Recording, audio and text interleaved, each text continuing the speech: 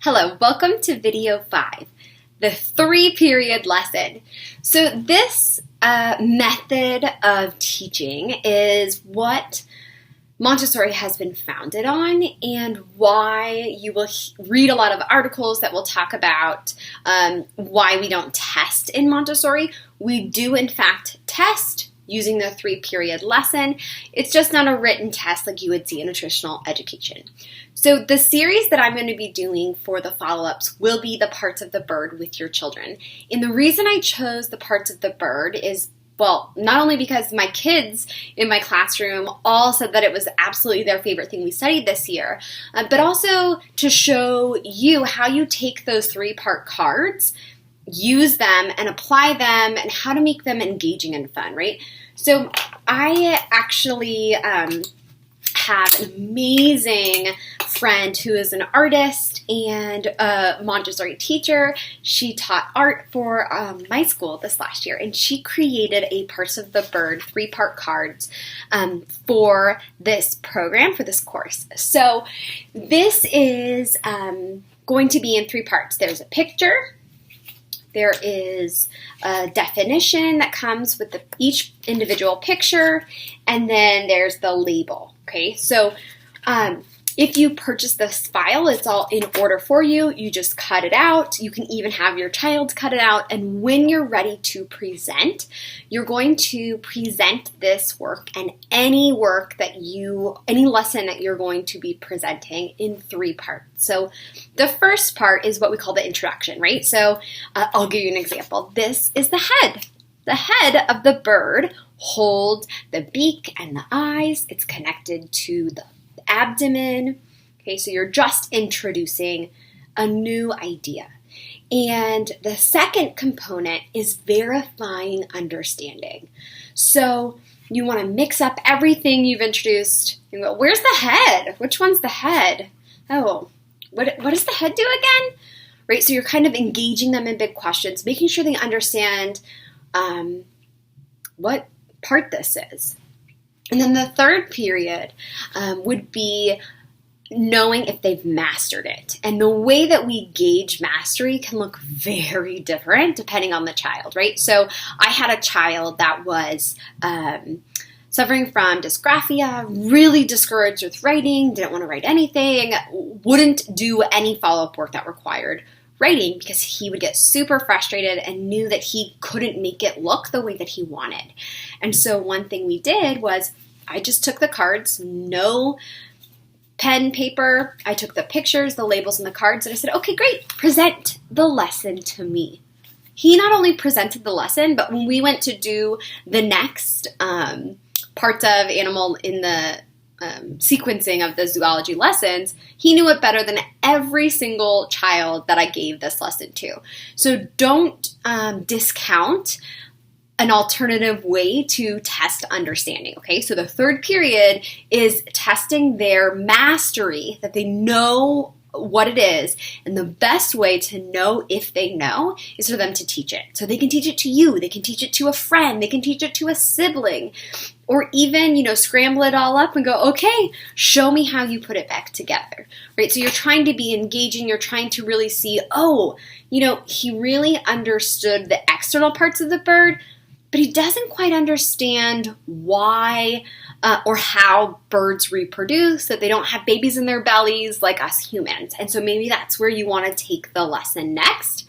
Doing the final part of the third period, the verifying mastery, usually leads to the next step in your lesson planning or in your studies. Okay, so the other part of this 3-period lesson video is I want to really explain to you some important components when giving a lesson to a child in a Montessori way. So first, you always want whatever you're presenting to be facing them.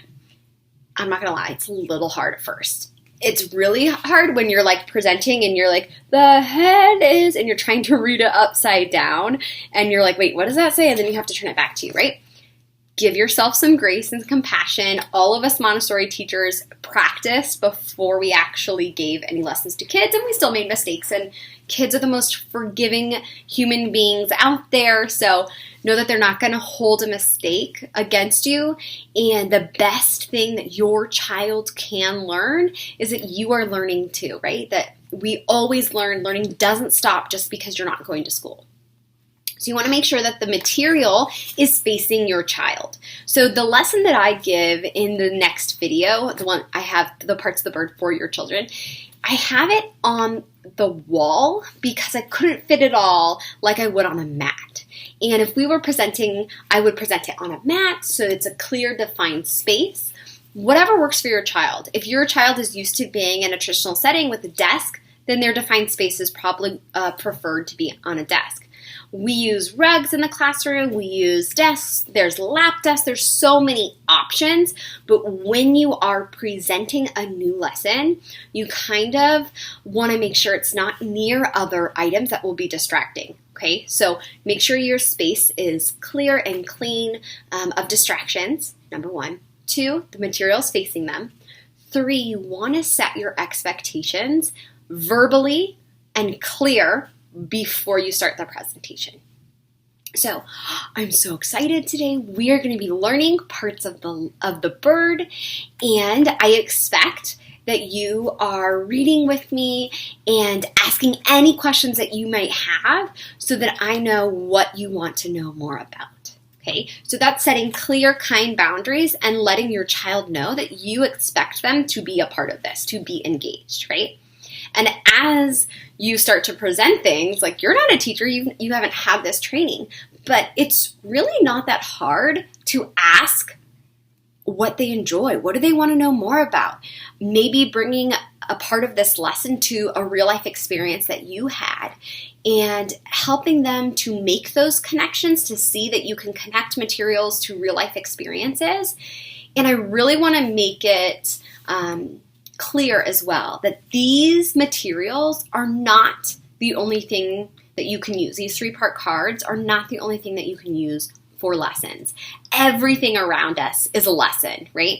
Whether that's geometry or science or reading, everything is a material in our world. And that's what's so great about getting to be a homeschooling environment is you get to create lessons that are well-rounded and probably going to stick in your child's memory significantly longer than just having them read and write on paper.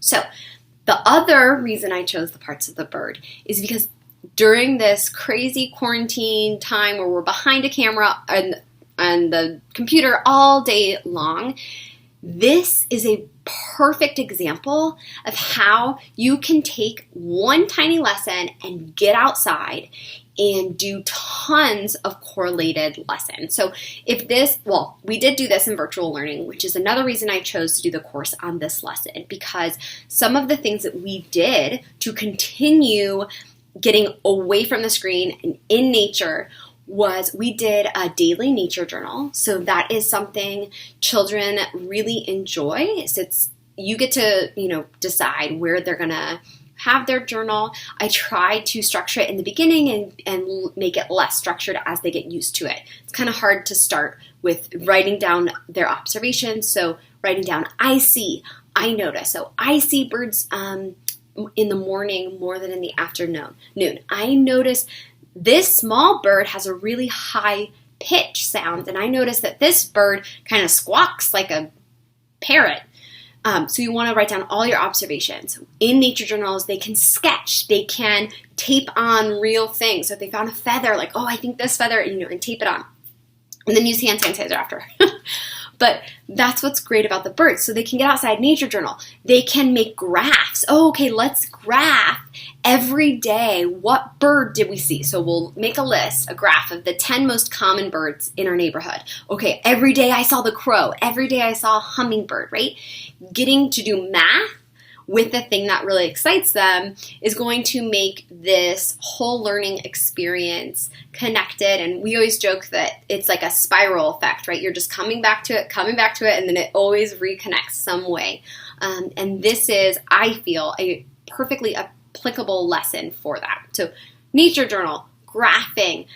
Maybe you do wingspan measurement. That is one thing I did a few years ago with a boy who was really into birds of prey.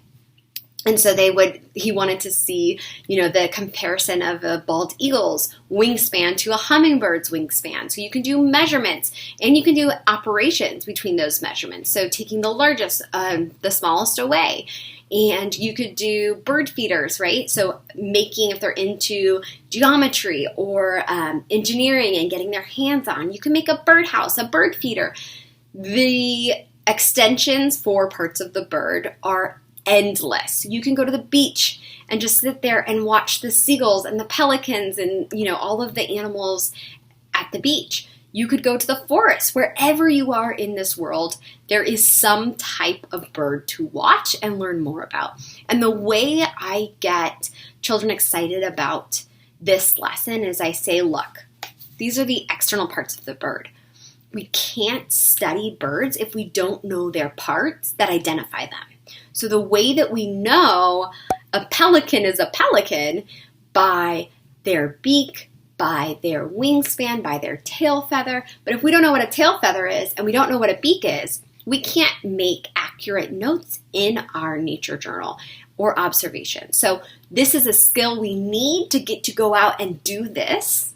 And once we understand that skill, we're going to go out, we're going to go to the zoo, we're going to go to the beach, whatever your child's interested in, right? This is applicable to any and everything. So I really hope that this course has helped you. I did want to show you what I have shown your children in their lessons. So our next and final video will be what I am showing your children how to create for follow-ups and what are their options in going forward with learning with you at home. Okay, see you soon. Bye.